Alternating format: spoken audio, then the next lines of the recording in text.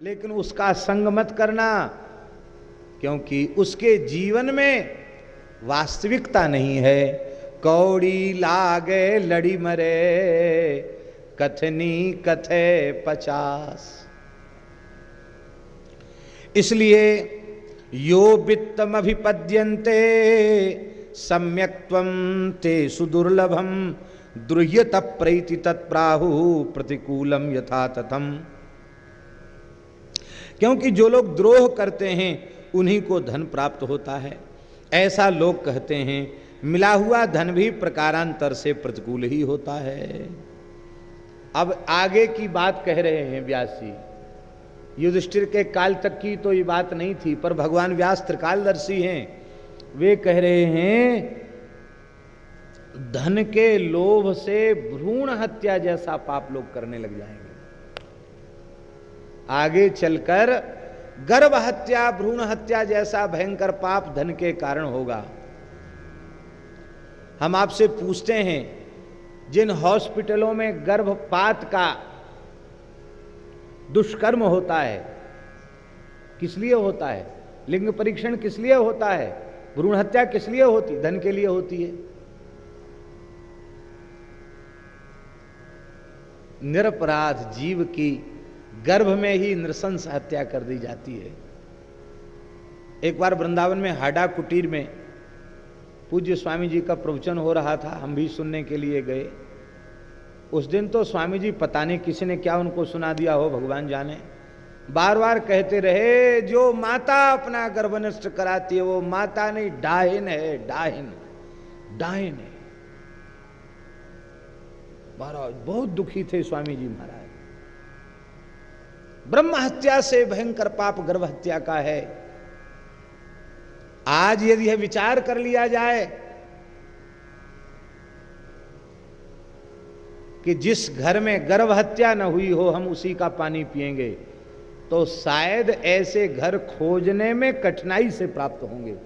इतना भयंकर पाप। महाराज विदेश की धरती पर प्रतिबंध है और वे विदेशी यहां गर्भ नष्ट कराने, ये पाप कर्म करने भारत की धरती पर आते हैं। वर्णन कर रहे हैं व्यभिचार को, अनाचार को, अत्याचार को बढ़ावा दिया है भ्रूण हत्या ने। पहले लोग संकोच करते थे। यस्तु संभिन्न वृत्तस्यात्, श्लोक सुन लें। बीत शोक भयो नरः अल्पेन तृषितो द्रुह्यन् भ्रूण हत्याम न बुध्यते। स्वल्प धन के लालच में वो भ्रूण हत्या जैसे भयंकर पाप कर्म करने पर को भी संकोच नहीं करता। एक सत्य बात हम आपको सुनावें। एक इसको क्या कहते हैं जहां ये सब टेस्ट होते हैं, अल्ट्रासाउंड वगैरह होते हैं, ऐसी दुकान होती ना जिसमें टेस्ट होते हैं, कोई अंग्रेजी नाम है, जो भी हो। तो एक डॉक्टर के यहाँ वो उनका परीक्षण वाला विभाग उनका था। उनके कोई संतान नहीं थी। उनके यहाँ गर्भपात वाला काम तो नहीं होता था, क्योंकि कोई ऑपरेशन वगैरह नहीं होता था, केवल परीक्षण होता था। उनके कोई संतान नहीं, पुत्र नहीं था। हमारे पूज्य श्री खाकचौक वाले महाराज जी के पास वे आए। शायद मदन मोहन दास जी भी जानते होंगे इस घटना को। तो महाराज जी के सामने बात रखी, महाराज जी पुत्र नहीं है कोई। महाराज ने की, क्यों रे मोड़ा कहा काम है तेरो, ऐसे बोलते थे महाराज जी। ए मोड़ा कहा काम है तेरो? बोला महाराज अल्ट्रासाउंड है। क्या होता अल्ट्रासाउंड? सब चीज उनको समझा के बतानी पड़ती थी, ऐसा होता ऐसा होता। अच्छा पेट में पता चल जाता क्या है, लड़का है कि लड़की? बोले हाँ महाराज पता चल जाता है। लोग आते हैं दिखाने के लिए? हाँ आते हैं। बोले यही पाप कर्म है, इसके कारण तुम्हारे पुत्र नहीं हो रहा है। सब परीक्षण करो पर गर्भ परीक्षण का काम छोड़ दो। बोले महाराज उसी में पैसा ज्यादा मिलता है। बोले पैसों का लोभ छोड़ दो, पुत्र हो जाएगा। उस डॉक्टर ने महाराज जी की बात का आदर किया, 1 साल में पुत्र हो गया। गर्भ हत्या जैसा भयंकर पाप कर्म करने वाले लोग कई जन्मों तक निस्संतान होते हैं, नपुंसक होते हैं। इसलिए गर्भहत्या जैसे भयंकर पाप को नहीं करना चाहिए। आज निरंतर भारतवर्ष क्षीण होता चला जा रहा है। हमारे धर्मशास्त्र कहते हैं ऋतुस्नाता पत्नी के ऋतुस्नान के पश्चात जब वह शुद्ध हो जाती है, उसके पश्चात श्राद्ध की विधि है, तर्पण की विधि है, पिंडदान की विधि है, और उस मध्यम पिंड का आघ्राण यजमान पत्नी करे, पुरोहित सारे कृत्य को संपादित करावे, पितरों से उत्तम संतान की प्रार्थना की जाए। और उस समय महाराज जी लिखा है, आचार्य यजमान पत्नी ऋतुस्नाता पत्नी को, यजमान की पत्नी को आशीर्वाद देता है। अष्टपुत्रा भवत्वंच सर्वदेव पतिव्रता। यजमान पत्नी मैं आशीर्वाद देता हूं, तुम 8 पुत्रों को जन्म देने वाली हो। ये आशीर्वाद दिया जाता है। अष्टपुत्रा भव, 1 नहीं 2 नहीं, तेरे 8 पुत्र हों, ये आशीर्वाद दिया जाता है। 8 होंगे तो कोई एक राष्ट्र के काम में आएगा, राष्ट्र की सीमा की रक्षा में चला जाएगा, देश की रक्षा में चला जाएगा, कोई एक जन सेवा करेगा, कोई एक घर द्वार छोड़ करके भजन वाली सेवा करेगा, कथा कीर्तन सत्संग वाली सेवा भी करेगा। तो कोई घर में रहकर कृषि देखेगा, गो सेवा देखेगा, माता पिता की सेवा करेगा, तो कोई व्यवसाय भी करेगा, कोई जाकर गया जी में श्राद्ध भी करेगा। और एक ही होगा तो हम स्थान को जानते हैं, व्यक्ति को जानते हैं, नाम भी जानते हैं, पर जानकर नहीं ले रहे हैं। लड़का विदेश में रहता था, एक ही लड़का था, और वे बड़े बूढ़े तीर्थ में रहते थे और उनकी मृत्यु हो गई। गृहस्थों में यह होता कि वही लड़का दाग दे, मुखाग्नि दे, उसकी प्रतीक्षा की गई। अमेरिका से वह आया, दिल्ली से फिर वाहन में बैठ के जहां की घटना है वहां पहुंचा, और यहां आकर उसको बड़ी गर्मी लगी, उसने जूते तक नहीं खोले। अरे बोले पंडित जी तुम ही लोग कर दो, बेच बाच के चला गया। पुरोहित जी को पैसे दे दिए, 12 बामन कर देना, हमको फुर्सत नहीं। सच्ची बात है महाराज, ये ऐसे पुत्र से तो पुत्रहीन होना अच्छा है। पुत्रवान, ऐसे लोग पुत्रवान कहलाने के लायक नहीं है। इसलिए भाई भ्रूण हत्या जैसे भयंकर पाप में लिप्त मत हो, प्रतिबंध मत लगाओ। आपको विशेष इच्छा है कि हम संयम सदाचार पूर्वक भजन करके भगवान की प्राप्ति के मार्ग में आगे बढ़ें, तो पत्नी के सहित सत्संग करो, प्रतिज्ञाबद्ध हो जाओ कि हम पितृ ऋण से मुक्त हो चुके हैं, इतनी संतान हमको हो गई है, अब हम दोनों आजन्म ब्रह्मचर्य व्रत का पालन करते हुए भजन करेंगे। ऐसा यदि जीवन व्यतीत करो तो आपका घर ही तपोवन बन जाएगा। निवृत्त रागस्य गृहम तपोवन।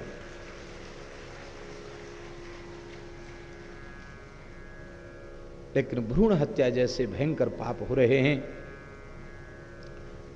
हम हंसी में नहीं कह रहे हैं, ईमानदारी से कह रहे हैं। संतों की विरक्त परंपराओं की सुरक्षा के लिए आगे चलकर भारी संकट आने वाला है, क्योंकि अच्छे परिवारों में संख्या निरंतर घटती चली जा रही है।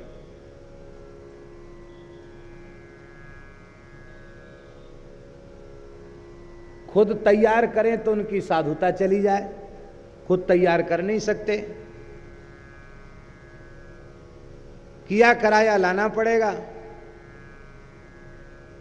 और किया कराया है ही नहीं तो कहां से लाओगे। आगे यदि मठ मंदिरों की सुरक्षा रखनी है तो विरक्तों को भिक्षा में संतान मांगनी पड़ेगी कि एक पुत्र हमको दे दो, जिससे हम अपनी परंपरा और अपने संप्रदाय को सुरक्षित रखें।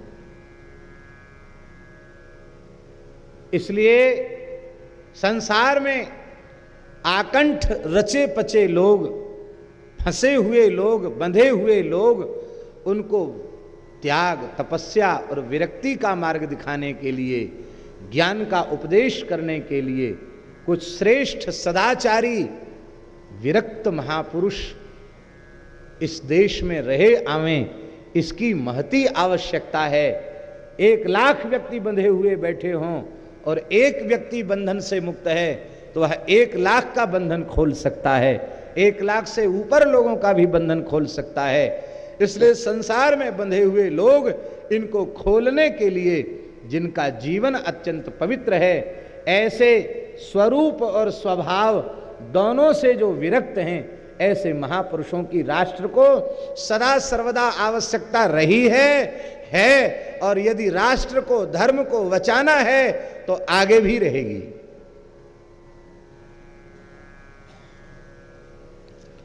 इसलिए भ्रूण हत्या जैसा भयंकर पाप नहीं करना चाहिए। अधनः कस्य किम वाच्यो विमुक्तः सर्वशः सुखी देवस्वमुपगृहिणीव गृह्यैव धनेन न सुखी भवेत्। निर्धन को कौन क्या कह सकता है, वह तो सब प्रकार के भयों से मुक्त होकर सुखी हो जाता है। और महाराज, देवताओं की संपत्ति भी किसी को मिल जाए तो उससे वह सुखी नहीं हो सकता।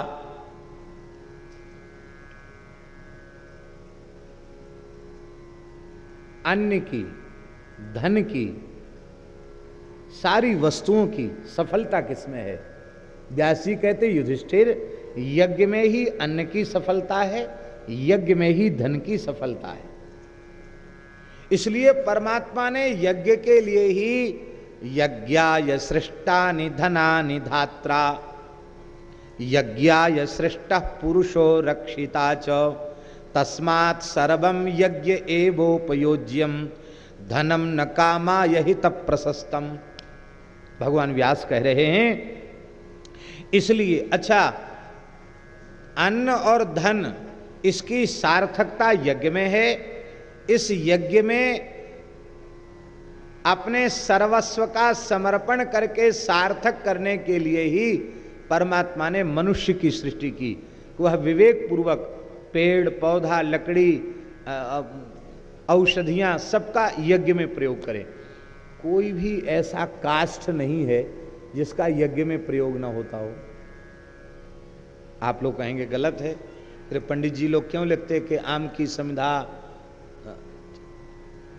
खेजड़ी की समिधा, पीपल की समिधा, बबूल के गूलर की समिधा, बट की समिधा, ये सब क्यों खैर की समिधा, ये सब क्यों लिखी जाती है? यज्ञीय वृक्ष हैं। कोई ऐसी वनस्पति नहीं है जो यज्ञ में काम ना आवे। किसी शत्रु को नाश करने के लिए प्रयोग किया जाता है तो नीम की लकड़ी पर हवन किया जाता है। नमक और कड़ुआ तेल मिलाकर आहुति दी जाती है। अब आप कहिए, पलाश के फूलों से आहुति दी जाती है। यद्यपि वह विधि नहीं है, सबके लिए अनुकरणीय नहीं है, लेकिन किसी विशेष अभिचार प्रयोग में बबूल की समिधा लगती, बबूल के कांटों की आहुति दी जाती है। कोई ऐसा पदार्थ नहीं है जिसका यज्ञ में काम ना आ जाए। अरे नारायण, राक्षस भी यज्ञ करते हैं, पर उनका यज्ञ कैसा होता है? तिल जौ चावल वाला, भारतीय देसी गाय के घी के प्रयोग वाला यज्ञ नहीं होता। उनका यज्ञ होता है आहुति देत रुधिर अरु भैंसा, उसकी आहुति देते हैं। सब चीजें यज्ञ के लिए बनी है और वह यज्ञ गाय में प्रतिष्ठित है। इसलिए गाय के बिना धर्म नहीं है, गाय ही मूर्तिमान धर्म है। गाय के बिना यज्ञ नहीं और यज्ञ के बिना धर्म नहीं और धर्म के बिना सब कुछ शून्य है, बेकार है। इसलिए सब कुछ गाय में प्रतिष्ठित है। अतएव गाय जो है यज्ञेश्वरी है, विश्वपालिका है, विश्वरक्षिका है और जगत जननी है। आप लोग सुन रहे हैं कथा, यज्ञ की इतनी महिमा। एक प्रार्थना हमारी सुन लें। आपसे यज्ञ न बने तो चिंता मत करो, घर में भारतीय देसी गाय रख लो, आपके घर में बिना किए यज्ञ अपने आप होने लग जाएगा।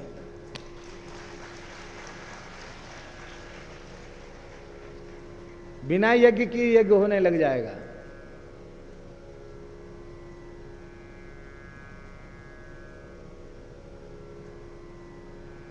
इसलिए क्योंकि गाय का नाम ही अग्निहोत्र है, गाय के तृप्त होने से, गाय के यज्ञ से क्या होता, देवता संतुष्ट होते, देवता तृप्त होते हैं। एक गाय यदि आपकी संतुष्ट है तो संपूर्ण पितर संतुष्ट हो जाते हैं, संपूर्ण देवता संतुष्ट हो जाते हैं। कहां तक कहें, संपूर्ण देवताओं के अधीश्वर सर्वेश्वर प्रभु संतुष्ट हो जाते हैं, क्योंकि भगवान की भी भगवान गौ माता है। अच्छे कामों में धन का व्यय करना चाहिए, बहुत अच्छी बात है, लेकिन उन जितने अच्छे काम हैं, उन समस्त अच्छे से अच्छे कामों में सबसे पवित्र काम, सबसे पुण्य का काम, सबसे श्रेष्ठ काम गोवंश का संरक्षण, संवर्धन और गाय की सेवा है। भगवान की बड़ी कृपा है। युधिष्ठिर ने निश्चय कर लिया कि हम इस देह का त्याग कर देंगे। बहुत समझाया है व्यास जी ने। इसके बाद भगवान श्री कृष्ण ने प्रवचन आरंभ किया। भगवान श्री कृष्ण ने 16 राजर्षियों का चरित्र सुनाया है। ये प्रकरण महाभारत में बहुत लंबा प्रकरण है। इनमें से अनेक राजर्षियों का तो हम स्मरण कर चुके हैं। बोलो भक्तवत्सल भगवान की जय। धर्मात्मा राजा के राज्य में गायों में दूध बढ़ जाता है, पापी राजा के राज्य में गायों का दूध सूख जाता है। ये भी लिखा है महाराज। यह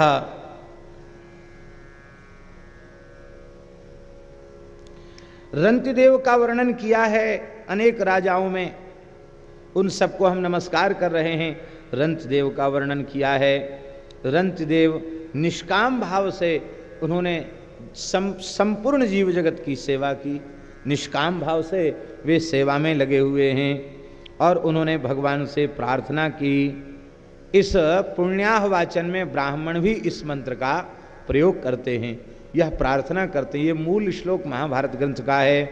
अन्नम चनो बहु भवेत अतिथिश्च लभे मही श्रद्धा चनो मां व्यगमन मां च याचिस्म कंचन। हे भगवान, हमारे पास खूब अन्न हो।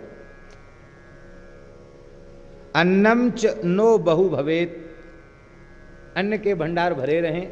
अतिथिश्च लभे मही, खूब अतिथि हमारे यहाँ आवें, भोजन करने वाले लोग आवें। और हे भगवान, हमारी श्रद्धा कभी कम न हो और हमें कभी किसी के सामने हाथ फैलाने की आवश्यकता न पड़े। हमारे यहाँ इस कामना को भी कामना नहीं कहा गया, निष्कामता की परिधि में माना गया। कौन सी कामना? बोले साईं इतना दीजिए जा में कुटुंब समाए, साधु भी भूखा नार, मैं भी भूखा ना रहूं, साधु न भूखा जाए। ये प्रार्थना की गई है। महाराज युधिष्ठिर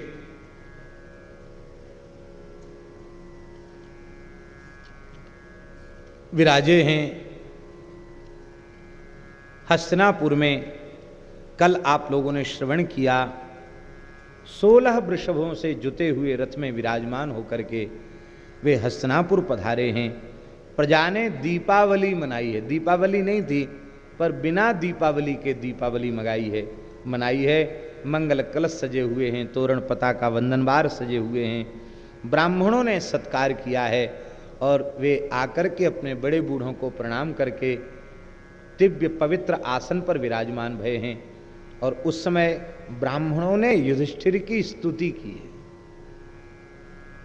स्तुति की है आप लोगों ने? ब्राह्मणों ने स्तुति की? बोले हाँ, ब्राह्मणों ने कहा इतने वर्षों से हम जो कुछ जप तप पूजा पाठ यज्ञ अग्निहोत्र कर रहे थे उसके फलस्वरूप हम यही संकल्प करते थे धर्मराज युधिष्ठिर हमारे राजा हों, इसलिए में हम अमुक अमुक कृत्य कर रहे हैं। आज हम सबका अनुष्ठान पूरा हुआ, हम लोगों का मनोरथ पूर्ण हुआ, क्योंकि आपके जैसे धर्म विग्रह धर्मनिष्ठ धर्मरूप राजर्षि के राज्य काल में ही ब्राह्मणों का धर्म सुरक्षित रहता है, ऋषियों का धर्म सुरक्षित रहता है। इसलिए हम आपकी प्रतीक्षा कर रहे थे। बहुत अच्छा हुआ। ब्राह्मणों ने कहा, बोले कि आज हम कृतार्थ हो गए।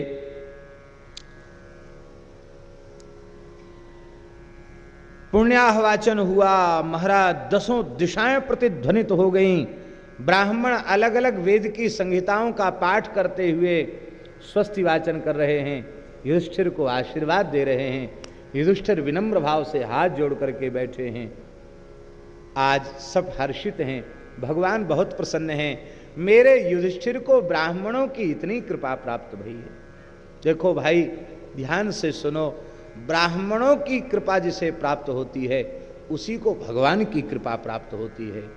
ब्राह्मणों का कोप जिस पर होता है भगवान उससे दूर हो जाते हैं, क्योंकि भगवान की आज्ञा है सगुण उपासक परहित निरत नीति दृढ़ नेम ते नर प्राण समान मम जिनके द्विज पद प्रेम। वे हमको प्राणों से अधिक प्रिय हैं जिनका ब्राह्मणों के चरणों में अनुराग है। दुर्योधन का मित्र था एक ब्राह्मण, उसका नाम था चारवाक।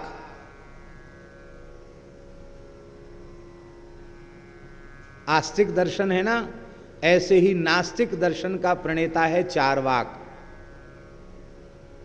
और वो दुर्योधन का मित्र था।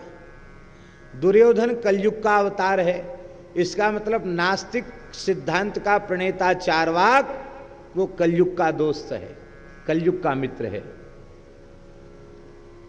एक बात महाराज जी इसमें समझ में आती है कि इतने पवित्र भरत वंश में जन्म लेने के बाद दुर्योधन दुष्ट हो गया, इसका तात्पर्य है कि चारवाक से उसकी दोस्ती हो गई। नास्तिक से दोस्ती हो जाएगी तो सज्जन पुरुष भी दुष्ट हो जाएगा।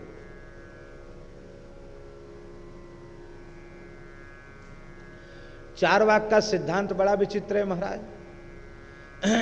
भारतीय आस्तिक दर्शनों को पढ़ने के पहले यदि कोई चारवाक को पढ़ ले तो महाराज इतनी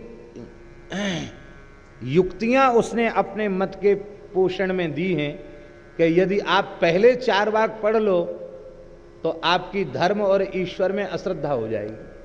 आप कहोगे कि हाँ भाई चारवाक बिल्कुल ठीक कहता है, ये सब लोगों ने पेट भरने के लिए बना रखा है, ये सब कुछ नहीं। इन चारवाकों का ही वर्तमान कालीन स्वरूप कम्युनिस्ट विचारधारा है। इसके भी मूल प्रवर्तक चारवाक ही हैं।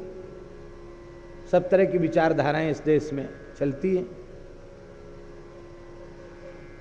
कल ही गाड़ी का ड्राइवर बता रहा था, इस क्षेत्र में हमने कहा कि ये जर्सी नस्ल के जो बछड़े हैं ये बेचारे खूब खड़े हुए हैं रोड पर। तो ड्राइवर बोला, महाराज यहाँ के लोग इनको कामरेड कहते हैं। महाराज जी ब्रह्मचारी जी थे, हमने पहली बार सुना। इसका मतलब भले ही किसी ने नाम धर दिया हो कामरेड, कामरेड कम्युनिस्ट को कहते हैं, इसका मतलब वो है कामरेड माने न जो हिंदू है न मुसलमान है, जिसका कोई धर्म ईमान है ही नहीं वो कामरेड है।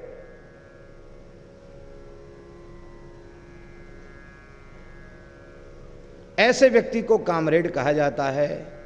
वे महाराज इस विचारधारा का प्रवर्तक था चारवाक। इसके विचित्र सिद्धांत हैं। ये कहता है मौज से रहो, बस यही सार बात है, और सब बेकार है। यावत जीवेत सुखम जीवेत, जब तक जिए सुखपूर्वक जिए। सुखपूर्वक जीने के लिए कर्ज करके घी पीना पड़े तो संकोच न करे। ऋणम कृत्वा घृतम पिबेत, कर्ज करके घी पिए। क्यों? बोले भस्मीभूतस्य देहस्य पुनरागमनम कुतः। जिस शरीर ने घी पिया वो तो चिता में जल गया, लौट के चुकाना तो पड़ेगा नहीं, इसलिए कर्ज करके घी पियो। चार्वाक कहता है मोक्ष क्या है? वो कहता अंगना लिंगनम मोक्षः, कामनी का स्पर्श ही मोक्ष है, और कोई मोक्ष नहीं है। ऐसे अपसिद्धांतों को कहने वाला चार्वाक वो ब्राह्मण वेश में आया। स्वामी जी, धर्म का प्रचार तो इस चोले में किया जाता है, अधर्म का प्रचार करने के लिए भी इसी चोले को स्वीकार किया जाता है। विचित्र बात है महाराज, अधर्म की स्थापना के लिए भी महात्मा बन के, साधु सन्यासी बन के, ब्राह्मण बन के ही अधर्म का प्रचार किया जाता है। नाम हम नहीं लेंगे, तमाम लोग ऐसे हुए इस देश में जिन्होंने वेश यही रखा और स्थापना धर्म की न करके अधर्म की स्थापना की। ये चार्वाक आया और चार्वाक ने कहा कि अरे बैठ करके यहां आशीर्वाद क्या ले रहे हो? तुम भयंकर दुष्ट व्यक्ति हो, हिंसा भयंकर पाप होता है, और तुमने इस भोगों के लिए, राज्य के लिए इतने लोगों की नृशंस हत्या कर दी, इसलिए तुम दुष्ट हो, तुम सम्मान के पात्र नहीं हो।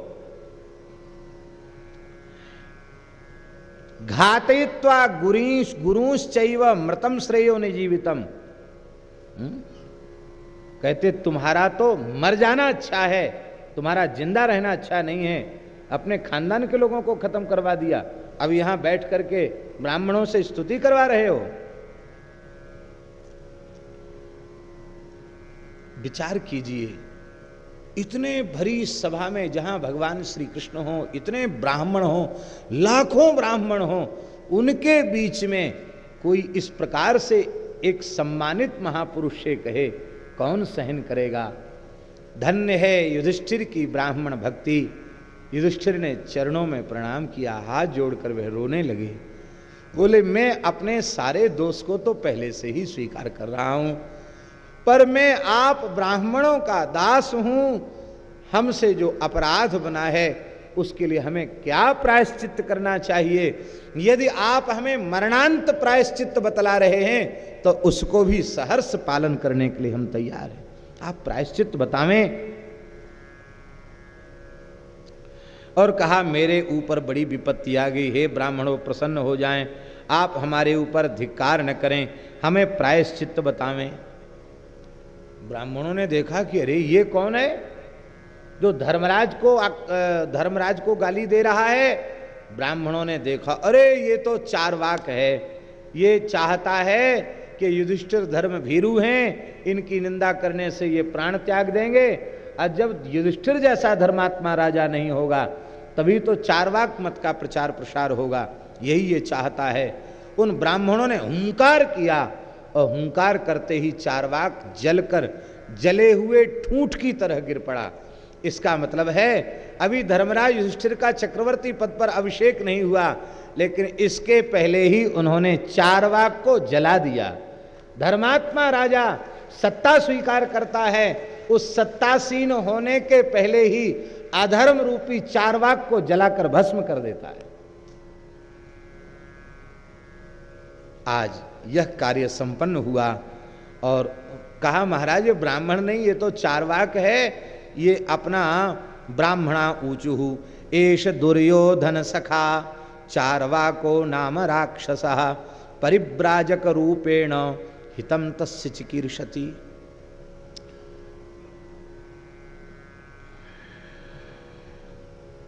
कहते हैं कि चार्वाक के बारे में वैशंपायन जी से जन्मेजय जी ने पूछा, महाराज ये चारवाक का थोड़ा परिचय और दें, इतने लोगों के बीच में कहना कोई सामान्य बात है, आखिर उसमें कुछ न ताकत तो होगी, तब तो इतने लोगों के बीच में बोला।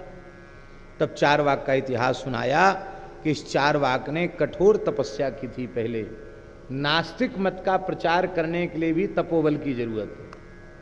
इसने तपस्या करके शक्ति अर्जित की और शक्ति अर्जित करके इसने ब्रह्मा जी से प्रार्थना की थी कि महाराज मुझे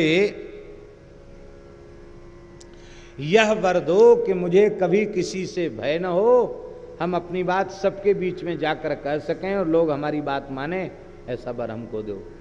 बोले जो ब्राह्मणों का अपमान करता है वो कभी निर्भय नहीं हो सकता, इसलिए वर तो हम तुम्हें नहीं दे सकते, लेकिन ब्राह्मणों की जब निंदा करोगे, ब्राह्मणों का जब कोप होगा तो ब्राह्मणों के द्वारा ही तुम्हारा विनाश हो जाएगा।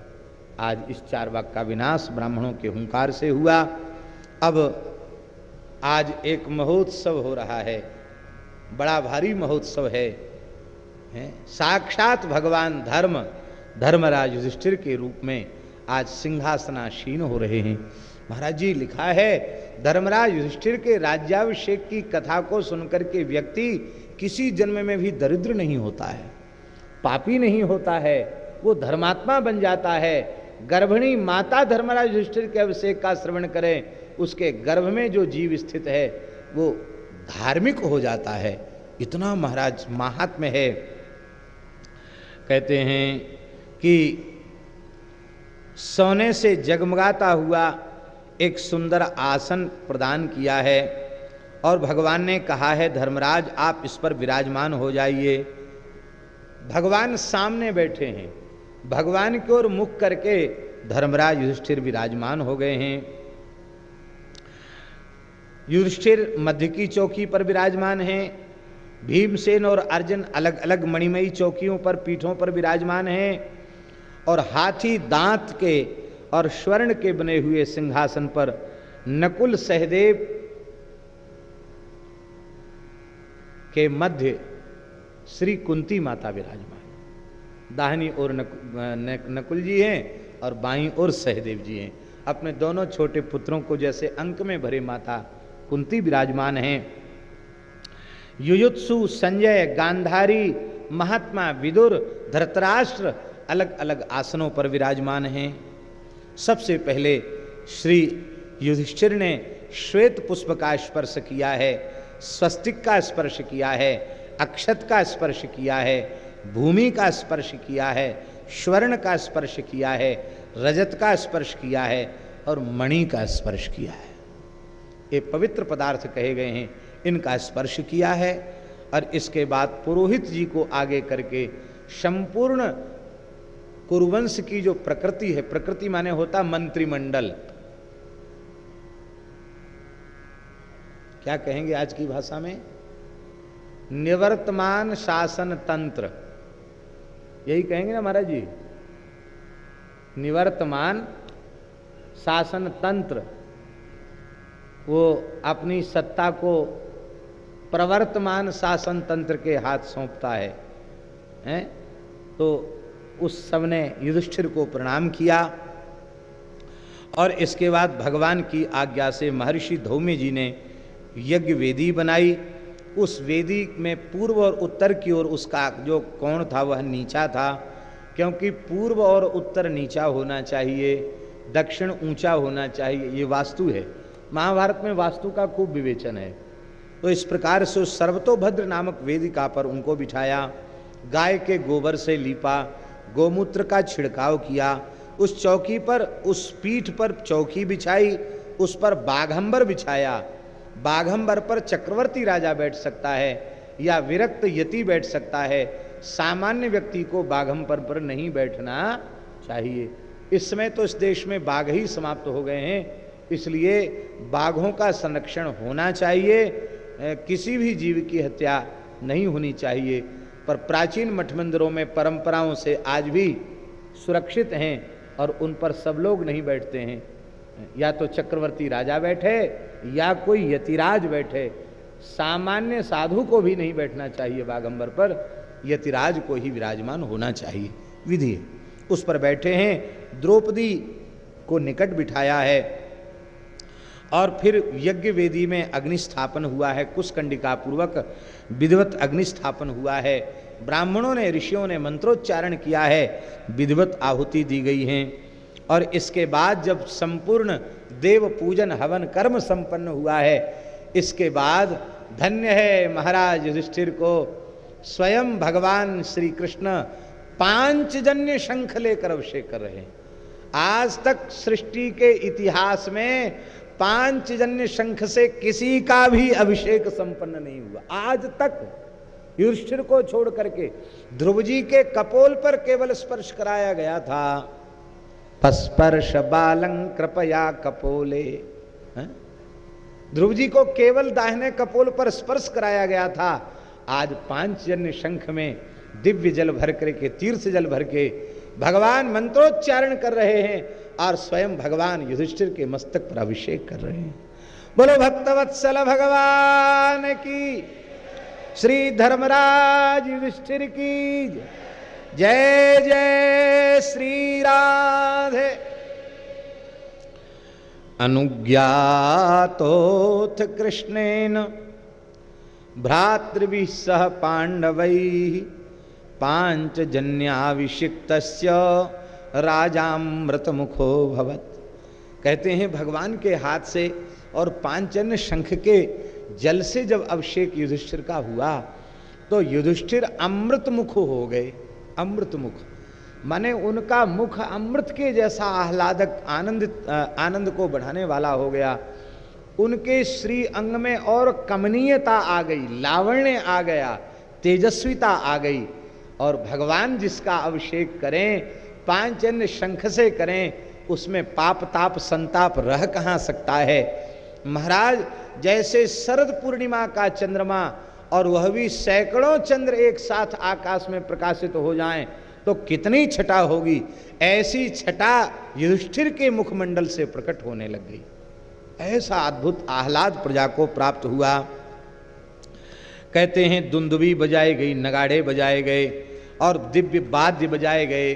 देवताओं ने उस युधिष्ठिर के राज्याभिषेक में पुष्पों की वर्षा की है।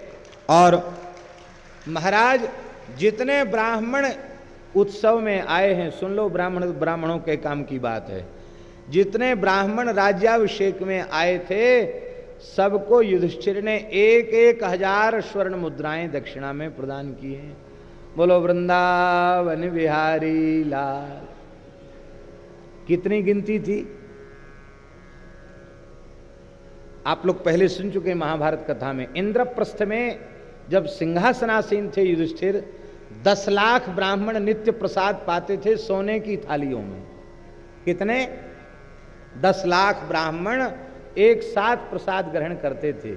ये तो नित्य का काम था।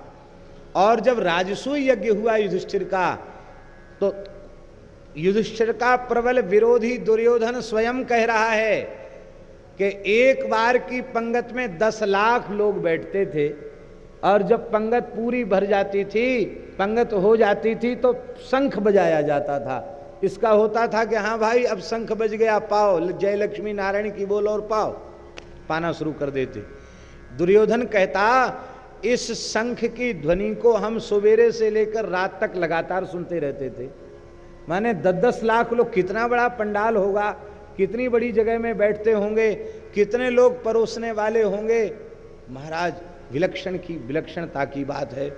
और महाराज जी उसमें लिखा है कि रसोइयों को युधिष्ठिर ने इतना बढ़िया प्रशिक्षण दिया था। जो ब्राह्मण सूपकार थे, ब्राह्मणों को ही रसोई का काम निश्चित किया गया शास्त्र के अनुसार।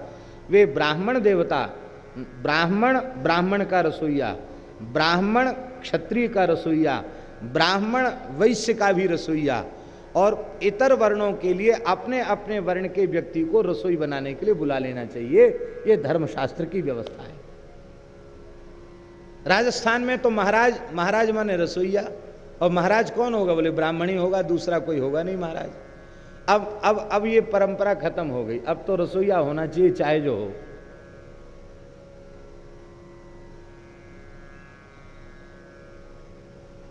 आप लोग कहेंगे कि ब्राह्मणों का यह काम ब्राह्मण क्यों छोड़ बैठे? सबसे महत्वपूर्ण कारण ये है कि वर्तमान समय में बहुत भयंकर भौतिक युग चल रहा है। गृहस्थ व्यक्ति के संचालन के लिए जितने धन की आवश्यकता होती है उतना धन उदारता पूर्वक हम नहीं दे पाते हैं। इसीलिए ये बात है। आज उनको बढ़िया से उनका गृहस्थाश्रम का बढ़िया से पोषण होवे और उनको नौकर के रूप में नहीं ब्राह्मण के रूप में आदर पूर्वक उनको रखा जाए तो आज भी संभव है, लेकिन ये संभव नहीं है आजकल।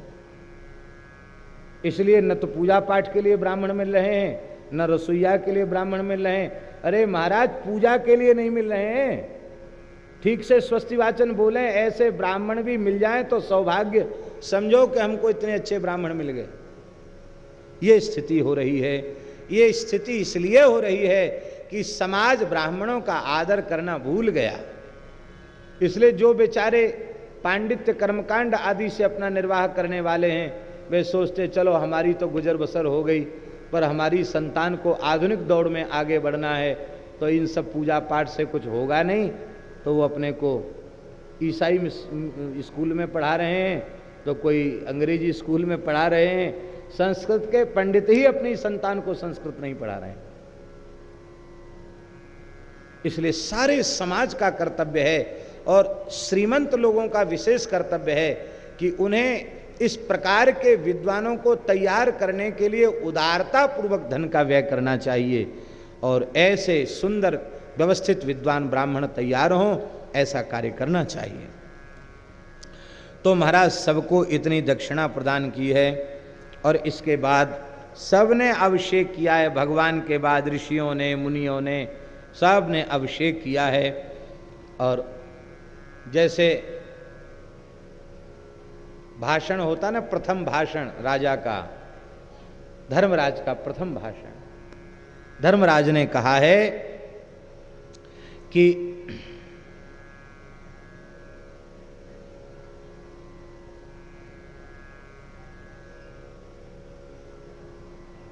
अपनी प्रशंसा स्वयं नहीं करनी चाहिए, निषिद्ध है। किंतु आज हमें अपनी प्रशंसा करने में संकोच नहीं है। आज हम बिना संकोच के कह सकते हैं पांडव धन्य हैं, धन्य हैं, धन्य हैं। हमको कोई दूसरा धन्य कहे ये तो ठीक है, पांडव धन्य हैं। लोगों को आश्चर्य हुआ, पांडव धन्य हैं? बोले हाँ। बोले इतने ब्राह्मण जिनके ऊपर कृपा करके पधारे हों, कोई भी निंदा न कर रहा हो, सब हृदय से आशीर्वाद दे रहे हों, ऐसा जो व्यक्ति होगा वो ही धन्यवाद देने के योग्य है। आज हम सब सौभाग्यशाली हैं, हम सभी पांडव भाग्यशाली हैं। ब्राह्मणों का इतना स्नेह, ब्राह्मणों की इतनी कृपा हमें प्राप्त है। इसलिए हे मेरी प्रजा,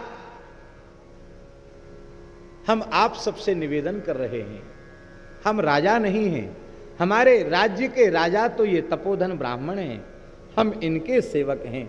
इसलिए हमारे राज्य की पहली व्यवस्था है ब्राह्मण का तिरस्कार कोई नहीं करेगा, साधु ब्राह्मणों का सदा आदर होगा। और दूसरी बात हमारी ये है कि धृतराष्ट्रो महाराजा पिता में दैवतम परम शासनेस्य प्रिय चैव सेयम मत प्रिय कांक्षिवी। भले ही मर्यादा के लिए मेरा अभिषेक कर दिया गया है, लेकिन राजा तो हमारे पिता से भी अधिक पूजनीय, हमारे ताऊ जी धृतराष्ट्र ही राजा रहेंगे, हम तो इनके आज्ञा पालक सेवक रहेंगे।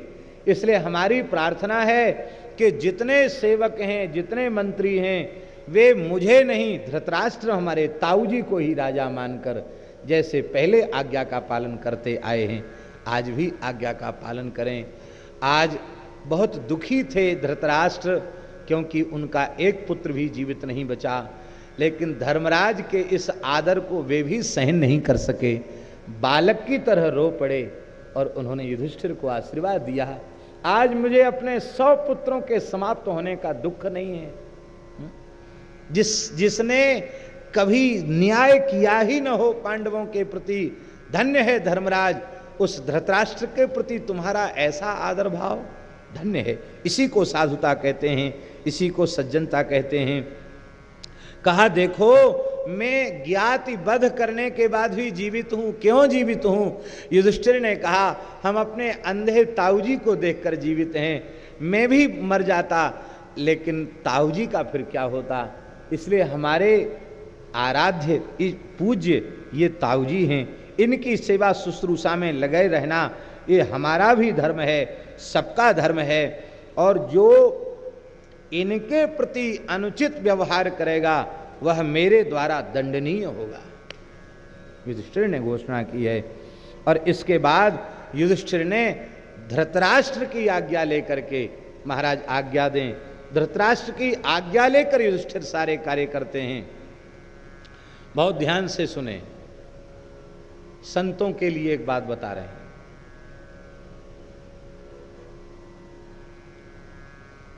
किसी संत ने अपने शिष्य को उत्तराधिकारी के रूप में नियुक्त कर दिया। अनी अखाड़े आ गए, संप्रदाय के संत महंत महामंडलेश्वर आ गए, सबने चादर विधि कर दी, महंत जी हो गए, श्री महंत लिखा जाने लग गया। अब यदि वह युधिष्ठिर के आदर्श को स्वीकार करे, महंत होने के बाद भी अपनी इच्छा से कुछ न करे, सब बात गुरु महाराज से पूछ पूछ करके करे, तो आप बताओ कभी महंत और उत्तराधिकारी में झगड़ा होगा? आज महाराज जी 100 में 99 ऐसे उदाहरण हैं जहां चेला बहुत अच्छा था जब तक महंती नहीं दी गई, महंती देने के बाद चेला से गुरु जी का झगड़ा हो गया। कुछ झगड़ा इस बात का है कि जो 50, 60, 70 वर्ष तक जिसने हुकूमत चलाई है उसकी हुकूमत बिल्कुल न चले, ये उसको सहन नहीं, और जिसके हाथ में सत्ता आई है वो सोचता हमारी चलनी चाहिए, बस वहीं झगड़ा हो जाता है। हाँ, श्री ललितपुर वाले महाराज जी के जैसा कोई अत्यंत सरल हो, सीधा हो, तब तो सपने में भी झगड़े की संभावना है। महाराज जी बैठे, उनके सामने बोलने में संकोच है, लेकिन सौभाग्य है इस देश का कि आज भी इस भयंकर भौतिक युग में ऐसे सहज सरल संत विराजमान है, उनका दर्शन हो रहा। महाराज हमें अपने पूज्य श्री भक्तमाली जी महाराज की छवि, उनकी साधुता का दर्शन आप में होता है। हम मंच से इस बात को कह रहे हैं कि आज तक हमारे द्वारा श्री महाराज जी की कोई सेवा नहीं बनी, लेकिन फिर भी उनका स्नेह, उनकी कृपा, उनकी करुणा, उनका आशीर्वाद निरंतर बना हुआ है। गृहस्थ व्यक्ति भी ये समझ लेवें कि जब अपना लड़का लायक हो जाए, उसे समला देवें, तो फिर खुद निरपेक्ष हो जाए, भजन में लगें, सत्संग में लगें। और पुत्र को भी कर्तव्य है वो सब कुछ पिताजी के जीवित अवस्था में ले लेने के बाद भी वो अपने मन से कुछ न करे, पिताजी का आशीर्वाद लेकर के करे, तो घर में झगड़ा नहीं होगा, मठ में झगड़ा नहीं होगा। और इस प्रकार से राजा भी, उत्तराधिकारी राजा भी अपने पूर्ववर्ती राजा का आदर करता रहे, तो शासन तंत्र में भी टकराव नहीं होगा। ये युधिष्ठिर का आदर्श है, इसे सबको स्वीकार करना चाहिए। और महाराज इस प्रकार से युधिष्ठिर ने व्यवस्थित किया, विदुर जी को मंत्री बनाया। आप लोग कहें विदुर जी तो मंत्री पहले से ही थे, ये बात सही है, विदुर जी मंत्री पहले से थे, लेकिन मंत्री की बात आज तक नहीं सुनी गई। धृतराष्ट्र बार बार कहते तो थे कि विदुर जी तुम बड़े धर्मात्मा हो, बड़े नीतिज्ञ हो, मेरा मन बहुत अशांत है, कुछ कह दो। विदुर जी ने खूब कहा, लेकिन धृतराष्ट्र ने एक बात नहीं सुनी। पर आज युधिष्ठिर कह रहे हैं राजा की नीति धर्म युक्त बनी रहे, इसके लिए आपके जैसे निर्लोभ, निष्काम, ज्ञान विज्ञान संपन्न तत्वदर्शी महात्मा की आवश्यकता है। इसलिए आज आप हमारे प्रधान सलाहकार होंगे। आपकी आज्ञा से, आपकी मंत्रणा से ही सारे कार्य किए जाएंगे। बोलो विदुर जी महाराज की। विदुर जी का विवेक बहुत ऊंचा था। श्री केशव राम जी ने एक बड़ी अच्छी बात हमको बताई इस बार ऋषिकेश में। उन्होंने बताया कि पूज्य स्वामी श्री रामसुखदास जी महाराज का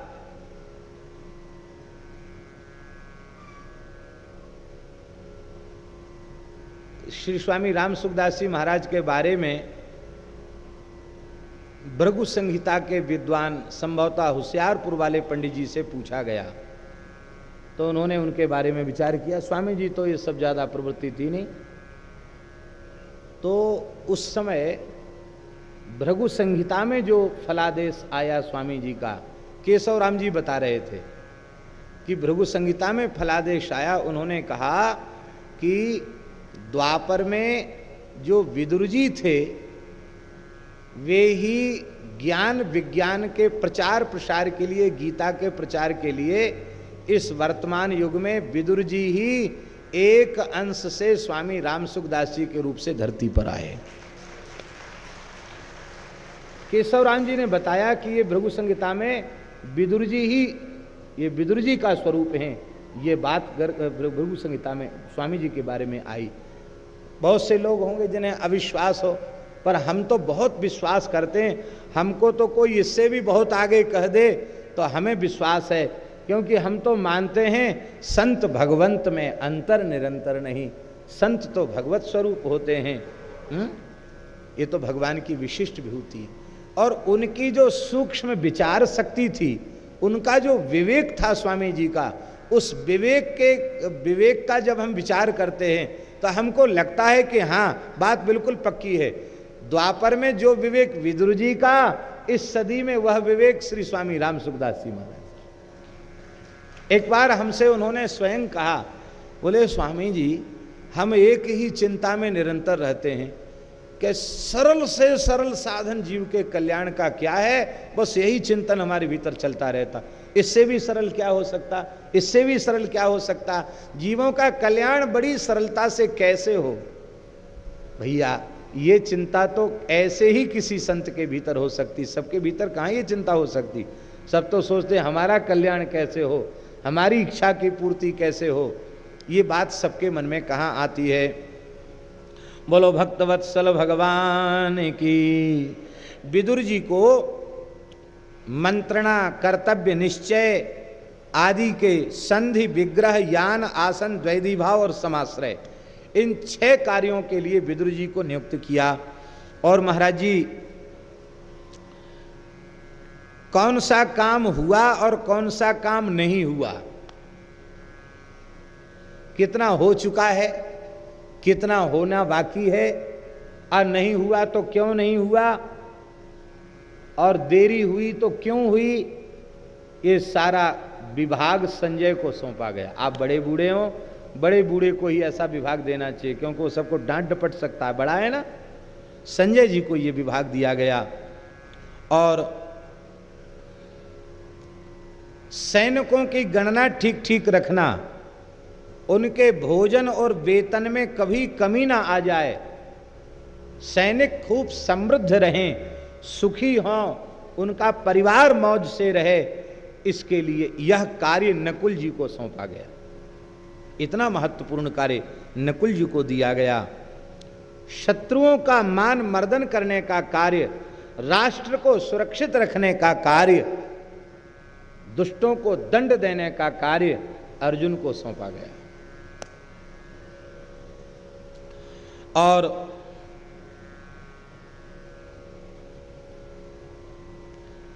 ब्राह्मणों विप्र संबंधी कार्य, देव संबंधी कार्य, ऋषि संबंधी कार्य और पितृ संबंधी कार्यों के मर्यादा की स्थापना के लिए धौम्य जी को नियुक्त किया गया, क्योंकि वे पुरोहित हैं, ये पुरोहित का भार है, ये कार्य उनको दिया गया। और महाराज अब बचे कौन? अब बचे सहदेव जी। सहदेव जी को क्या दिया? सहदेव जी को युधिष्ठिर ने अपने पास रखा। ये हमारे प्राइवेट सेक्रेटरी बन करके रहेंगे, निजी सचिव बन करके रहेंगे। और इतना ही नहीं, ये हमारे जितने अंगरक्षक हैं उनके ऊपर ये होंगे, प्रधान अंगरक्षक ये होंगे, हमारे सीआईडी प्रमुख ये होंगे। अपना बहुत महत्वपूर्ण विभाग सहदेव जी को दिया। कल आप लोगों ने सुना सहदेव पंडित सबसे बड़े हैं, अर्थात ऐसे विद्वान को ही ये महत्वपूर्ण कार्य देना चाहिए। ये सहदेव जी को दिया। आप लोग कहेंगे सबको काम सौंपा, भीम दादा का नाम तो आया ही नहीं। भीम दादा को क्या काम दिया? बोले भीम दादा को युवराज पद पर अभिषिक्त किया, उनको युवराज बनाया। धन्य है, ये है अपने भाई को युवराज बनाया। ये है धर्मराज युधिष्ठिर की धर्म नीति। कहा भाई देखो, आज्ञा होगी धृतराष्ट्र की, हम उनकी आज्ञा भीम को सुनाएंगे, और कार्यवाहक जो राजा हैं वो तो यही हैं, बस हम तो खाली ब्राह्मणों की संतों की सेवा के लिए हैं। सारा काम जो राजा वाला काम है उसको निर्वाह करने का काम भीमसेन जी करेंगे। ये भीमसेन को ये काम सौंपा गया। और सीआईडी प्रमुख वो सहदेव जी को बनाया गया। गुप्तचर विभाग का प्रमुख श्री सहदेव जी को बनाया गया। बोलो भक्तवत्सल भगवान की जय। इसके बाद युधिष्ठिर ने एक बहुत बड़ा अनुष्ठान गंगा जी के तट पर किया। यह है युधिष्ठिर की अत्यंत उदारता और युधिष्ठिर का महान श्राद्ध कर्म। आप विचार करें, जितने वीर कौरव और पांडवों की सेना में मारे गए थे, एक भी सिपाही ऐसा नहीं बचा जिसका संपूर्ण कर्मकांड श्राद्ध विधि पूर्वक न कराया गया हो। जो सामान्य सैनिकों का संस्कार, उनका श्राद्ध इतना बढ़िया हुआ, तो जो बड़े बड़े वीर मारे गए उनका श्राद्ध कैसा होगा? महाराज जी बड़ा विस्तृत वर्णन है युधिष्ठिर के श्राद्ध कर्म का। और वो सब काम में यजमान मुख्य किसको बनाया? ये कर्म किसके हाथ से कराया? ताऊ जी के हाथ से कराया। स्वयं भी बैठे पर प्रधानता ताऊ जी की रखी। आज फिर रो पड़े हैं धृतराष्ट्र, यदि कथनचित मेरा पुत्र जीवित होता तो वो ऐसा पवित्र कर्म हमसे नहीं होने देता। पर धन्य है आज युधिष्ठिर ने हमें अपने पितरों के ऋण से मुक्त कर दिया। आज हम पितरों के ऋण से मुक्त हो गए, आज हम प्रजा के ऋण से भी मुक्त हो गए। और आप विचार करें, आज इस देश के सजग प्रहरी अपना सर्वस्व राष्ट्र की सुरक्षा में समर्पित करने वाले हमारे राष्ट्र के वीर सैनिक, उनका सिर काट कर ले जाते हैं शत्रु, और फिर भी यहाँ का शासन कुछ नहीं कर पाता है। और उनकी विधवाएं बिलखते रह जाती हैं, उनका परिवार बिलखता हुआ रह जाता, उनकी बात नहीं सुनी जाती है। आप विचार कीजिए, हम कोई द्वेषवश नहीं कह रहे हैं, और ये सब हमारा विषय भी नहीं है, लेकिन हम निवेदन कर रहे हैं कि जो शत्रु पक्ष या सत्ता पक्ष, इन दोनों के जो वीर मारे गए, और जब उन सब के लिए श्राद्ध तर्पण आदि हुआ, और उनके परिवारों को खोज करके युधिष्ठिर ने बहुत अधिक संपत्ति उन्हें प्रदान की। आप विचार करें, उन सैनिक परिवारों के हृदय में युधिष्ठिर के प्रति किस प्रकार का भाव जागृत हुआ होगा। राजा अपने भुजाएं मजबूत करना चाहता है, अपने राष्ट्र की सीमाएं सुरक्षित करना चाहता है, तो उसको सर्वाधिक ध्यान अपने सैनिकों के ऊपर देना चाहिए। आज हम लोग सुखपूर्वक खा रहे हैं, पी रहे हैं, सो रहे हैं, इसमें हमारे देश के सजग प्रहरी जो सेना में न धूप देखें, न ठंडी देखें, न गर्मी देखें, न वर्षा देखें, और जो डटे हुए हैं भारत माता की रक्षा के लिए, ऐसे वीर सैनिक, उनके कारण ही हम लोग सुख की नींद सो रहे हैं। इसलिए राजा का कर्तव्य है सैनिकों पर विशेष ध्यान दे, श्राद्ध कर्म कराया है। इसके बाद जब सब काम संपन्न हो गया तो युधिष्ठिर ने कहा कि मेरी एक विशेष इच्छा है। क्या इच्छा है आपकी? बोली मेरी इच्छा है कि राजसु यज्ञ में जैसे भगवान का पूजन किया था, अब सब काम पूरा हो गया, अब हम श्री कृष्ण का पूजन करना चाहते हैं। भगवान गदगद हो गए हैं, कुछ बोल नहीं पा रहे हैं, और युधिष्ठिर ने विधिवत भगवान श्री कृष्ण का पूजन किया है और पूजन करने के पश्चात भगवान की स्तुति की है। हाँ, क्या कहना, युधिष्ठिर के द्वारा की गई जो स्तुति है बड़ी अद्भुत है। तब कृष्ण प्रसादेन नयेन च बलेन च बुद्ध्या च यदुशार्दूल तथा विक्रमणेन च पुनः प्राप्तमिदं राज्यं पितृपैतामहं मया नमस्ते पुंडरीकाक्ष पुनः पुनररिंदम। आपको बार बार नमस्कार है। हे भगवान, हम आपकी स्तुति करते हैं। त्वामेकमाहु पुरुषं त्वामाहु सात्वतां पतिं नामभिस्त्वां बहुविधे स्तुवन्ति प्रियता द्विजा। ब्राह्मण आपकी स्तुति करते हैं, वेद मंत्रों के द्वारा स्तुति करते हैं। हे भगवान, आपको प्रणाम है। विश्वकर्मन् नमस्तेस्तु विश्वात्मन विश्वसंभव विष्णु जिष्णु हरे कृष्ण वैकुंठ पुरुषोत्तम। हम लोग भी क्यों ना युधिष्ठिर जी के शब्दों में से कम एक श्लोक के द्वारा हम लोग भी युधिष्ठिर के स्वर में स्वर मिलाकर स्तुति कर लें। हमारा मन हो रहा है। विश्वकर्मन् नमस्तेस्तु विश्वकर्मन्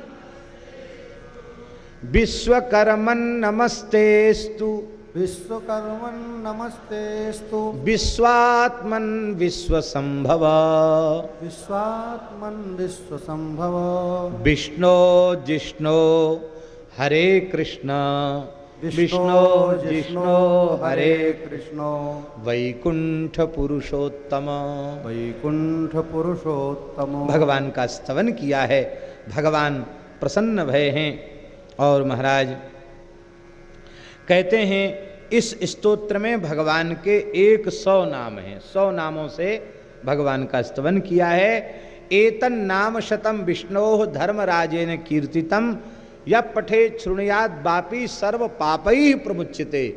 धर्मराज के द्वारा किए हुए इस स्तोत्र का जो पाठ करता है वो संपूर्ण पापों से मुक्त हो जाता है।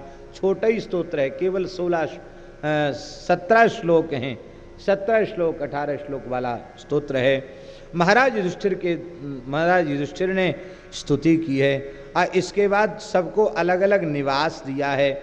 भगवान श्री युधिष्ठिर ने अपने भाइयों को बुला करके कहा, वीरों को बुला करके कहा, देखो आप लोग युद्ध में बहुत श्रम कर चुके हो, शरीर जर्जर हो गया है, शरीर में घाव हो गए हैं, अभी आप लोगों को कुछ दिन के लिए छुट्टी दी जा रही है। बस अपना दैनंदिन कृत्य करो, संध्या गायत्री तर्पण अग्निहोत्र में प्रमाद मत करो, बाकी तुम्हारे ऊपर कोई शासन का भार नहीं, खूब डट के प्रेम से खाओ, सो विश्राम करो, क्योंकि जब तक पूर्ण विश्राम नहीं मिलेगा तब तक तुम्हें नई ऊर्जा प्राप्त नहीं होगी काम करने की। इसलिए तुम लोग सब विश्राम करो, तुम लोग थक गए हो और सब ठंडे हो जाओ, क्योंकि क्रोध सब पर चढ़ा हुआ है, उसको भी ठंडा करो। और इसके बाद उन्होंने धृतराष्ट्र की आज्ञा प्राप्त करके दुर्योधन का जो महल है वो भीमसेन को अर्पित किया। बहुत दिव्य महल था दुर्योधन का, वो भीमसेन को निवास के लिए दिया गया। और दुशासन का महल भी वैसा ही था, दुशासन वाला महल जो है अर्जुन को प्रदान किया गया। और दुर्मर्शन का महल वो दुशासन के महल से भी सुंदर था, कुबेर के भवन के समान अलंकृत था, उसको नकुल को प्रदान किया गया। और दुर्मुख का भवन बहुत सुंदर भव्य भवन था, उस भवन को जो है सहदेव जी को प्रदान किया गया। युयुत्सु, विदुर, संजय, सुधर्मा, धौम्य मुनि, इनको तो पहले से अलग अलग भवन थे, उनको उन्हीं के भवनों को प्रदान किया गया। और भगवान श्री कृष्ण से कहा, प्रभु आपका तो सब है, आप बताओ। भगवान बोले, हम तो अर्जुन के महल में ही रहेंगे, जहाँ अर्जुन है वहीं रहेंगे। तो भगवान ने अर्जुन के महल में प्रवेश किया, वहीं भगवान विश्राम करते हैं, वहीं रहते हैं, वहीं खाते पीते सोते हैं अपने मित्र अर्जुन के साथ। पर आश्चर्य है, स्वयं युधिष्ठिर के महल का वर्णन नहीं है कि उन्होंने किस महल में प्रवेश किया। इसका मतलब है युधिष्ठिर ने धृतराष्ट्र के महल में निवास स्वीकार किया। ताऊ जी की सेवा हम अपने हाथ से करेंगे। भाई, अपने से बड़ों के प्रति ऐसा आदर होना चाहिए। परिवारों में झगड़ा होता, कहते हमारा चाचा हमारे फूटी आंख नहीं देखता, हमारा ताऊ हमको फूटी आंख नहीं देखता, तो हम भी इसको काहे को प्रणाम करेंगे। ये बात युधिष्ठिर के चित्त में होती तो आप विचार कीजिए धृतराष्ट्र का जीवन कैसा होता। ये सब शिक्षा लेने की है। अपने प्रति चाहे जैसा व्यवहार प्रतिकूल क्यों न हो जाए, अपने से बड़ों का आदर सदा बड़े के जैसे ही करते रहना चाहिए। अपने आदर में कमी नहीं लानी चाहिए। ये युधिष्ठिर ने अपने चरित्र के माध्यम से शिक्षा दी। ब्राह्मणों का सत्कार किया है, आश्रितों का सत्कार किया है, अब फिर जाकर फिर श्री कृष्ण की स्तुति की है और श्री कृष्ण के प्रति कृतज्ञता ज्ञापित की है। एक दिन की बात है। अब एक दिन की क्या बात है, आज हो गया राज्याभिषेक का काम, सबको अलग अलग महल दे दिए और अब आज रात्रि को युधिष्ठिर ने विश्राम किया, लेकिन बार बार उन्हें भगवान के नाम रूप गुण लीला का ही चिंतन बना हुआ है। वे बार बार भगवान की याद कर रहे हैं, रात भर सोए नहीं, भगवान की लीलाओं का ही चिंतन करते रहे। सवेरे जल्दी स्नान किया, प्रातः स्मरण किया और प्रातः स्मरण करके अपना दैविक कृत्य संपन्न करके जल्दी ही पहुंच गए भगवान के महल में। युधिष्ठिर बिना सूचना के पहुंच गए। वहां जाकर क्या देखा कि भगवान सुंदर शैया पर विराजमान हैं। बहुत सुंदर महाराज जी लिखा हुआ है, नेंगन्ति तब रोमाणि स्थिरा बुद्धिस्तथा मन काष्ठकुड्य शिलाभूतो निरीहश्चासि माधव। कह रहे हैं युधिष्ठिर कि भगवान आप काष्ठ प्रतिमा की तरह, पाषाण प्रतिमा की तरह निश्चल भाव से बैठे हैं, अपनी सैया पर ही पद्मासन लगा करके शांभवी मुद्रा में, और आप समाधि की ध्यान की अवस्था में विराजमान हैं। तो भगवान ब्रह्मा जी भी आपका ध्यान करते हैं, शंकर जी भी आपका ध्यान करते हैं, बड़े बड़े योगी ऋषि मुनि महात्मा सुख सनकादिक आपका ही ध्यान करते हैं, व्यास नारद आदि ऋषि भी आपका ध्यान करते हैं। लेकिन आप किसका ध्यान कर रहे हो? हे भगवान, आपका ध्यान हमारे मन में अनेक प्रश्न उत्पन्न कर रहा है, तो आप कृपा करके बताओ आप किसका ध्यान कर रहे हो, हम जानना चाहते हैं। भगवान ने नेत्र खोले और स्नेहपूर्वक युधिष्ठिर की ओर देखा और शांत भाव से कहा, धर्मराज, मैं उन महात्मा भीष्म का ध्यान कर रहा हूं जो आर पार बाण विधे हुए होने पर भी आधे क्षण के लिए भी मुझे नहीं भूले हैं। मैं उन महात्मा भीष्म का ध्यान कर रहा हूं। आहा, बोलो भक्तवत्सल भगवान की। इससे श्रेष्ठ क्या बात होगी। ये यथा माम प्रपद्यन्ते तांस्तथैव भजाम्यहम्। भगवान उत्तर दे रहे हैं, याद करने योग्य श्लोक है। वासुदेव उवाच सरतल्पगतो भीष्मः शाम्यन्निवहुताशनः मां ध्याति पुरुषव्याघ्रः ततो मे तद्गतं मनः। हे धर्मराज, सरसैया पर पड़े हुए पितामह भीष्म जो अग्नि के समान शांत हो रहे हैं, जैसे कोई प्रचंड अग्नि अब ठंडी पड़ रही हो, ऊपर से राख की चादर हो और भीतर धधकते हुए अंगार हो, उस अवस्था में पितामह भीष्म हैं और वे पितामह भीष्म सरसैया पर पड़े हुए मेरा निरंतर ध्यान कर रहे हैं। मैं भी पितामह का ध्यान निरंतर कर रहा हूं। बोलो भक्तवत्सल भगवान की। स्वामी जी, इसका मतलब यह है कि यदि हम ध्यान करते हैं तो ठाकुर जी हमारा भी ध्यान करते हैं, यदि हम ठाकुर जी की चर्चा करते हैं तो ठाकुर जी हमारी भी चर्चा करते हैं। हाँ जी, ऐसे वैसे नहीं, क्योंकि ये यथा माम प्रपद्यन्ते तांस तथैव भजाम्य हम। भगवान हमारी स्मृति रखते हैं।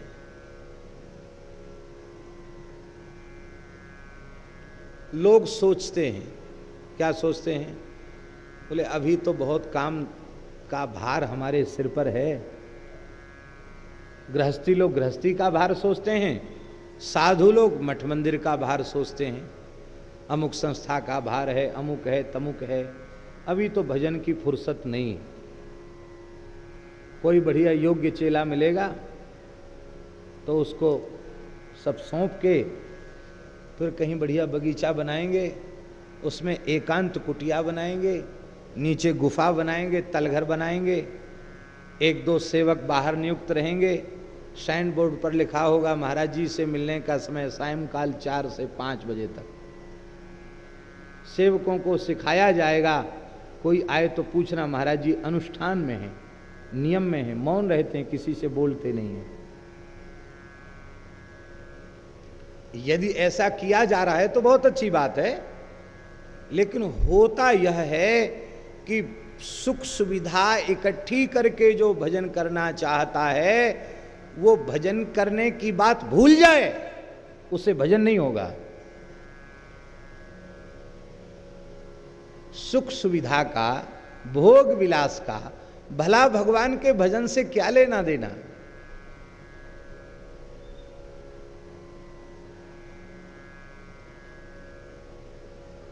भजन की वृत्ति होने से भजन होता है। वस्तु, व्यक्ति और पदार्थ ये तो भजन में बाधक होते हैं महाराज जी। लोक व्यवहार भजन में बाधक होता है। भजन तो बनता है तब जब हम एकाकी हों। सुर मंदिर तरु मूल निवासा, आद्य शंकराचार्य जी कह रहे हैं, सुर मंदिर तरु मूल निवासा, शय्या भूतल मजिनम बासा, सर्व परिग्रह भोग त्यागा, सर्व परिग्रह भोग त्यागा, कस्य सुखम न करोति विरागा, भज गोविंदम भज गोविंदम गोविंदम भज मूढ़ मते। हम लोग भजन के लिए एकांत चाहते हैं, चाहते हैं कि नहीं? एकांत सुविधा चाहते हैं। मच्छरदानी तो जरूर लगी रहनी चाहिए, पंखा जरूर चलना चाहिए और कूलर अवश्य होना चाहिए, और यदि अमीरी आ गई है तो एसी जरूर होना चाहिए। चाहते हैं कि नहीं? खुले आकाश के नीचे पड़े हैं भीष्म, आर पार बाण छिद रहे हैं, ठंडी गर्मी बरसात सहन कर रहे हैं, वीरों का सिंहनाद, हाथियों की चिंगाड़, घोड़ों की हिनहानाहट, दिव्य अस्त्र शस्त्रों का प्रचंड शब्द, घनघोर युद्ध छिड़ा हुआ है। और धन्य है भीष्म जी नेत्र बंद करके श्री कृष्ण के स्वरूप में, उनके नाम में, उनके रूप में, उनकी लीला में डूबे हुए हैं। इसको कहते हैं महाराज भजन। और ये भजन तब शुरू होगा जब भजन का स्वाद मिल जाएगा। इसलिए भैया तब तक भजन करो, साधन करो जब तक भजन का स्वाद नहीं मिला है। स्वाद जिस दिन मिल जाएगा, भगवान के अपूर्व नामामृत का स्वाद, ध्यान का स्वाद, लीला का स्वाद, कथा का स्वाद जिस दिन मिल जाएगा, उस दिन फिर ये प्रश्न खत्म हो जाएगा कि भगवान में मन नहीं लगता। फिर तो अब कैसे छूटे नाम रट लागी। हम कहते अब कैसे लगे, और श्री रैदास जी कह रहे हैं अब कैसे छूटे नाम रट लागी। प्रभु जी तुम चंदन हम पानी, जाके अंग अंग बास समानी। अब कैसे छूटे नाम रट लागी, अब कैसे छूटे नाम रट लागी। अंत में है प्रभु जी तुम स्वामी हम दासा, ऐसी भगति करे रे दासा। प्रभु जी तुम चंदन हम पानी, अब कैसे छूटे नाम रट लागी। बोलो भक्तवत्सल भगवान की। कहते हैं भगवान स्तुति कर रहे हैं, हे धर्मराज, देवराज इंद्र भी जिसकी धनुष की प्रत्यंचा की टंकार नहीं सुन सके, उन महान वीर और महान प्रेमी अनुरागी भक्त भीष्म के चिंतन में हमारा चित्त लगा हुआ है। संपूर्ण भूमंडल के राजाओं के बीच जिन्होंने काश नरेश की पुत्रियों का बलपूर्वक हरण किया था और अकेले सबको परास्त किया था, उन महान वीर भीष्म का हम चिंतन कर रहे हैं। लगातार 23 दिन तक भयंकर युद्ध करते हुए भगवान परशुराम को जिन्होंने तृप्त किया था, उन भीष्म जी का चिंतन हम कर रहे हैं। हे राजर्षि युधिष्ठिर, 6 अंगों के सहित चारों वेदों को जिन्होंने हृदय में धारण कर रखा है, उन महान ज्ञान विज्ञान संपन्न महात्मा भीष्म का हम ध्यान कर रहे हैं। महाराज परशुराम जी के प्रिय शिष्य, संपूर्ण विद्याओं के आधार भीष्म जी का चिंतन हम कर रहे हैं। अरे नारायण कहाँ तक कहें, सच भूतम भविष्यच्च भवच्च भरतर्षभ। कहते जो भीष्म भूत भविष्य वर्तमान को हस्ता मलकवत जानते हैं, उन त्रिकालदर्शी महात्मा भीष्म का हम चिंतन कर रहे हैं। कहते हैं भगवान का यह वाक्य कितना अद्भुत है। भगवान कह रहे हैं, तस्मिन् हि पुरुषव्याग्रे कर्मवि स्वैर दिवंगते भविष्यति मही पार्थ नष्ट चंदेव सर्वरी। हे युधिष्ठिर, अब तक धरती भाग्यशालिनी है। भीष्म जैसे महापुरुष की उपस्थिति धरती पर बनी हुई है। जिस दिन भीष्म मेरे परम धाम को चले जाएंगे, युधिष्ठिर, यह संसार अमावस्या की रात्रि के जैसा हो जाएगा, अंधेरा छा जाएगा। भीष्म की कोटि का महापुरुष न भूतो न भविष्यति, ऐसे ये महापुरुष हैं। अमावस्या की रात्रि के समान ये धरती श्रीहीन हो जाएगी। मैं तो निश्चय कर रखा हूं कि तुम्हारा सारा आपका सब काम हो गया। अब मैं भीष्म के चरणों में प्रणाम करने जाऊंगा। भगवान कह रहे हैं दर्शन देने जाऊंगा, ये महाभारत में नहीं लिखा। भगवान कहते युधिष्ठिर, ऐसे महात्मा को प्रणाम करने में जाऊंगा। तुम्हारी इच्छा हो तो तुम भी रथ तैयार कर लो, तुम भी चलो। मैं भीष्म के चरणों में प्रणाम करने जाऊंगा, क्योंकि तस्मिन्नस्तमिते भीष्मे कौरवाणाम धुरंधरे ज्ञानान्यस्तम गमिष्यन्ति तस्मात् त्वां चोदयाम्यहम्। हे युधिष्ठिर, यह कुरुकुल का सूर्य अब अस्त होने वाला है।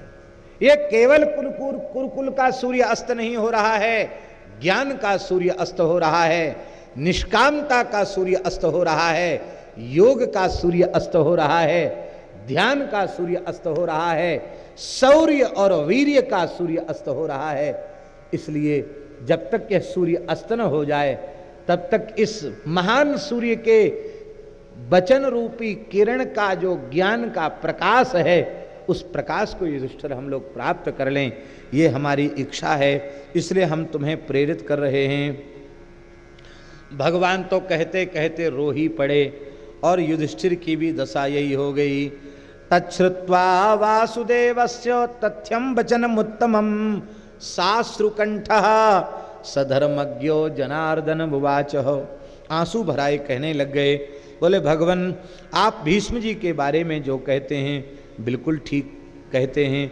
ब्राह्मणों के मुख से भी हमने भीष्म जी के बारे में यही सुना है, लेकिन हे जीवनधन, हे श्याम सुंदर, हे द्वारिकाधीश, हे मदन मोहन, हे भक्तवत्सल, हमें बहुत पीड़ा है।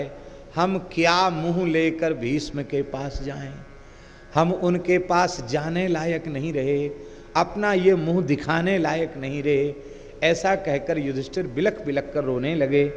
भगवान ने कहा नहीं नहीं, ऐसा नहीं है, वे तुम्हारे ऊपर नाराज नहीं है, बड़े प्रसन्न हैं, तुम चलो। युधिष्ठिर ने कहा एक शर्त है, आप आगे रहना, हम आपके पीछे रहेंगे। आप हमारी क्षमा प्रार्थना करवा देना, तब हम आगे जाकर उनसे बातचीत करेंगे, अन्यथा हमें साहस नहीं है।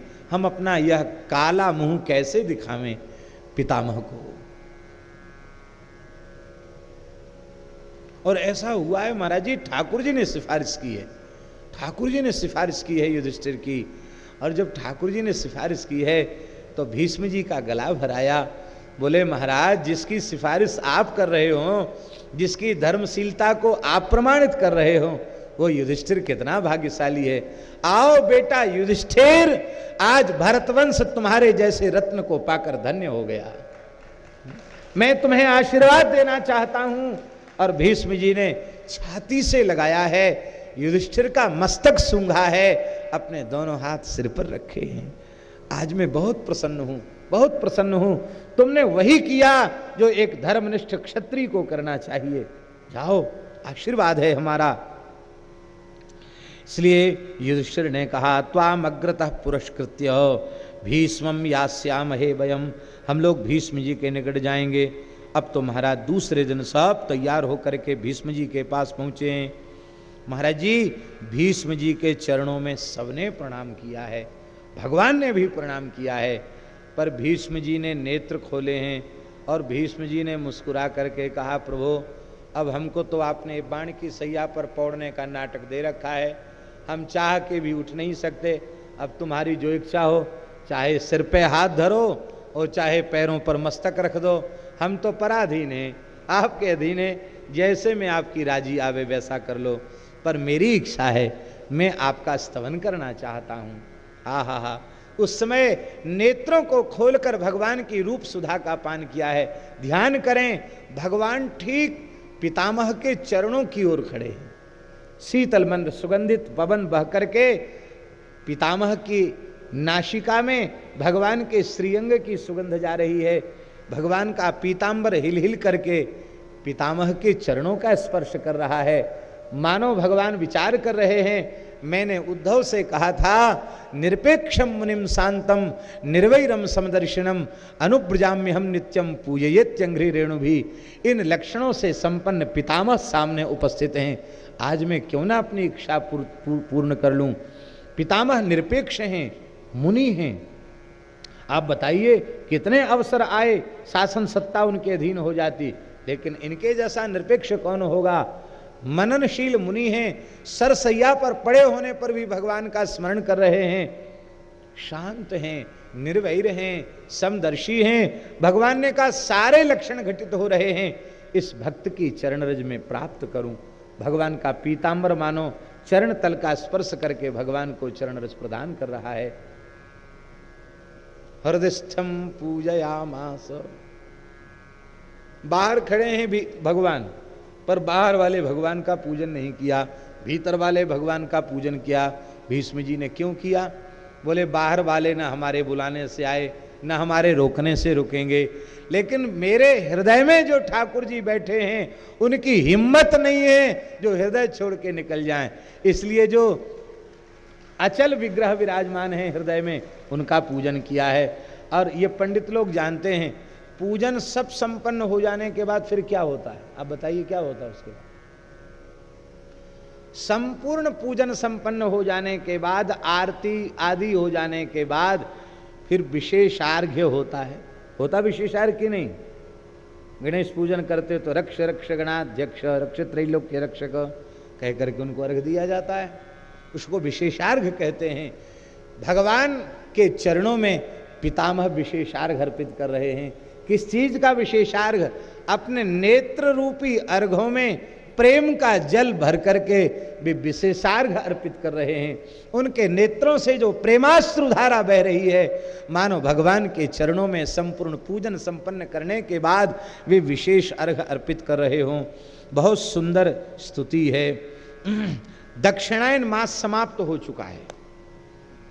आज माघ शुक्ल पक्ष की अष्टमी तिथि है जब भगवान पधारे हैं, और आज ही उत्तरायण सूर्य का आरंभ हुआ है। रोहिणी नक्षत्र है, मध्याह्न काल का समय है, और श्री भीष्म जी भगवान की स्तुति कर रहे हैं।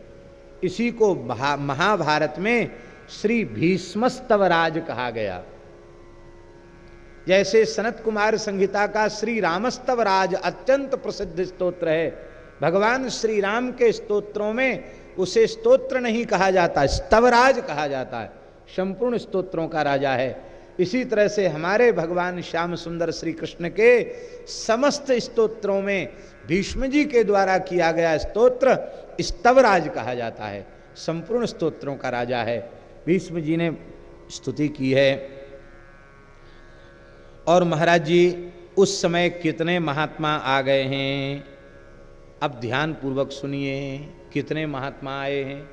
महाराज जी क्या करें, समय तो नहीं है, लेकिन उन महात्माओं का नाम सुनने से ही हम उच्चारण करेंगे तो हमारा कल्याण हो जाएगा, आप लोग सुनेंगे तो आपका भी कल्याण हो जाएगा।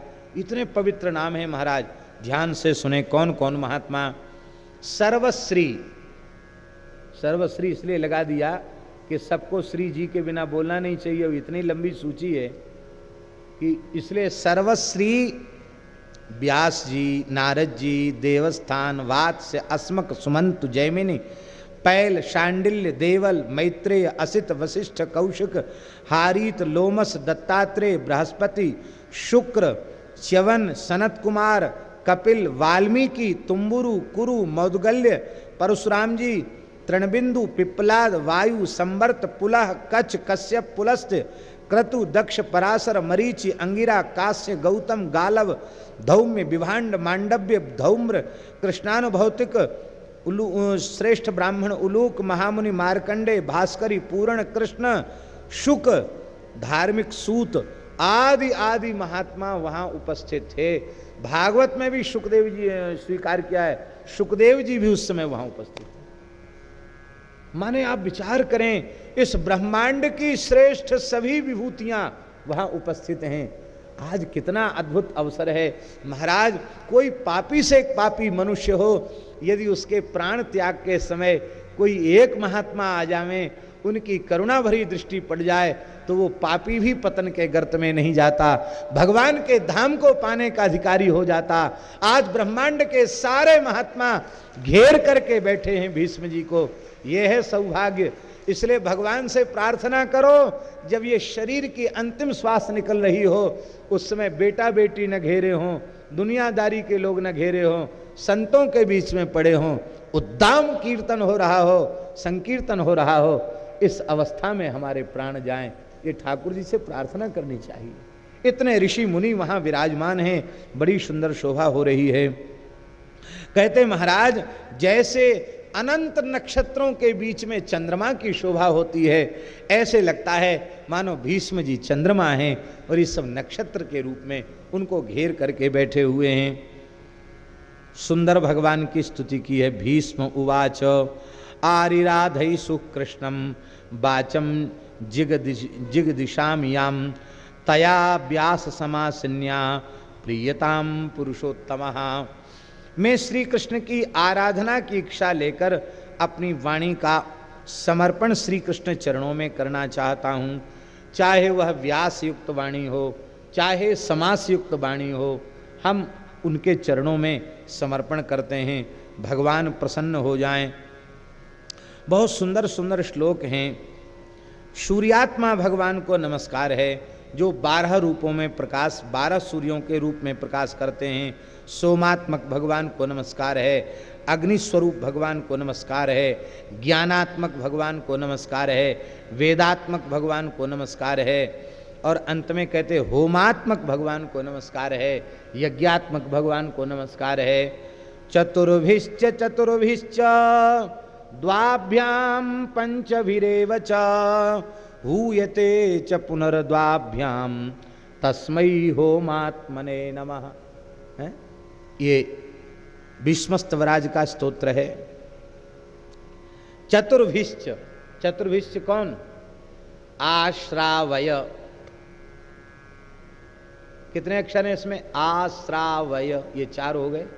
चतुर्भिश्च चतुर्भिश्च अस्तु स्रौ षट, कितने हो गए? 4, क्योंकि हलंत को गिना नहीं गया।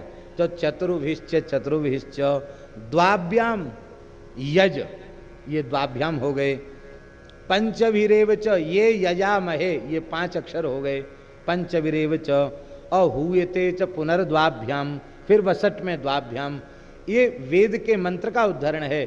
इन मंत्रों के द्वारा जिनका हवन किया जाता है, ऐसे चतुर्भिश्च चतुर्भिश्च द्वाभ्याम पंचभिरेव च हूयते च पुनर्द्वाभ्याम तस्मै यज्ञात होमात्मने नमः।